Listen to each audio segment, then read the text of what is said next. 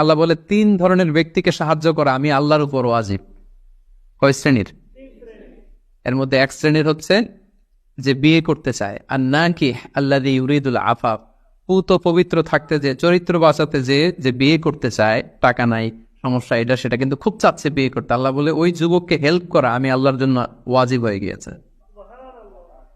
অনেকে বিয়ে করে না এই জন্য যে আগে ধনী হয়ে নেই, টাকা পয়সা কিছু হোক এরপরে বিয়ে করবো, কিন্তু ইসলামের সিস্টেম হচ্ছে আগে বিয়ে করো, এরপরে আমি আল্লাহ তোমার ধনী বানাই দেবো। ধনী বানায় দেয় কে? তো আপনি আল্লাহর সিস্টেমে চলবেন না আপনার সিস্টেমে? ধনী হওয়ার সিস্টেমই তো হচ্ছে আগে বিয়ে করতে হবে। সব সফল লোকেরা, ধনী লোকেরা দেখবেন যে আগে আগে বিয়ে করে ফেলছে। এজন্য আমরা যেন বিয়ে করে হালাল পন্থায় আল্লাহর দেয় যৌবনকে উপভোগ করি। হারামের সাথে যেন আমরা কখনো কোনোভাবে আপোষ না করি।